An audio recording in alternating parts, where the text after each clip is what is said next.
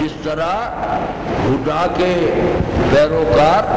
ربانی ہدایت پر چلنے والے ربانی ہدایت میں پورے عزم سے، پورے خلوص سے، بڑے شوق و اشتیاق سے، بڑے جذب و مستی سے چلتے ہیں، اسی طرح ہوا پرست نفس کی خواہشوں کے پجاری اور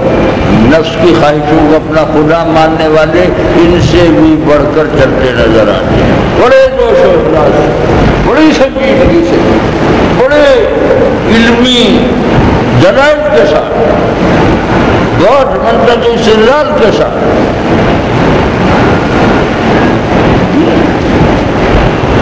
جو ہوا کی پیروی کرنے والا ہے وہ تو ہوا کو اپنا خدا پر سمجھتا ہے، تو اپنے کو خدا پرستی سمجھتا ہے۔ جاہل کو جہل کی وجہ سے جو گمراہی آئی تھی، وہ جاہل اگر اپنے جہل کو جہل مان رہا ہے، اس کی گمراہی کو میں ہدایت میں کوئی بدل دیجیے، جو اپنے جہل کو اپنے علم سے عظیم علم سمجھ رہا ہو، اسے توفیق توبہ ہو نہیں سکتی، اور توبہ کی توفیق نہیں ہو سکتی، تو پھر کون اس کی گمراہی کو ہدایت میں بدل سکتا ہے؟ اچھی طرح میں اور آپ سمجھ لیں یہ بات، اگر ہم نے ہدایت میں چلنا ہے، اگر ہم نے خدا پرست بننا ہے، یہ ہدایت اور گمراہی کیا؟ اپنے نفس کی ایک ایک خواہش کو، اور نفس کی خواہشیں انگنت ہیں، جتنی خواہشیں اتنے خدا، اور ہر خدا واحد سچا خدا، اس سیکنڈ کا واحد سچا یہ خدا، دوسری خواہش آئی اور دوسری خواہش واحد سچا خدا، تیسری خواہش آئی، اس طرح 3 لاکھ 3 کروڑ 3 ارب جہاں تک چلتے چلے جائیں، اور اس گھڑی میں وہی ایک خواہش واحد سچا خدا، اور اس واحد سچے خدا کی پوجا پاٹ میں اتنا ہی مخلص جتنا واحد خدا کو واحد خدا ماننے والا۔ بات یہ سمجھ لیں کہ ہدا اور ہوا بالکل جو دو مضاد کیفیتیں ہیں، بالکل ان کے آثار علائم، ان کی نشانیاں، ان کی پہچان کے بالکل الگ الگ معاملات ہیں، لیکن اس کے باوجود ہوا پرست کی تو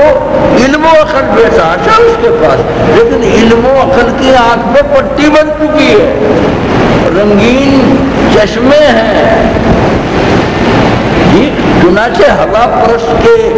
تو خیال میں اور گمان میں اور تصور میں اور شعور میں اور جذبے میں اور احساس میں وہ یہ سمجھتا ہے کہ یہ جو میں ہوا پرستی کر رہا ہوں، ہوا پرستی نہیں کر رہا ہوں، خدا پرستی کر رہا ہوں۔ اس کی ذات کا مقصد خدا پرستی جو تھا، خدا یابی جو تھا، خدا دوستی جو تھا، پر اس نے تو ہوا ہی کو خدا سمجھا، اور جب ہوا کو خدا سمجھا، نفس کی خواہش کو اللہ پروردگار خالق سمجھا، تو وہ تو یہی سمجھ رہا ہے کہ میں تو خالق کی پوجا کرتا ہوں۔ احکم الحاکمین کی اطاعت اور فرما برداری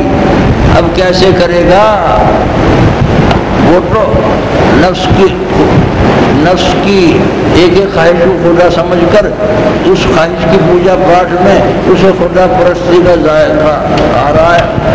بار بار سمجھے میں اور آج دور لگا کے، اس کا تو یہ خیال ہے کہ میں تو خدا پرستی کر رہا ہوں۔ جب یہ خیال ہوا پرستی کرنے کے دوران ہے کہ خدا پرستی، اب توبہ کی طرف وہ آئے گا تو کیسے آئے گا، اور کوئی لائے گا تو کیسے لائے گا، کس کی تبلیغ چلے گی، کس کی ولایت چلے گی، کس کی دعا چلے گی؟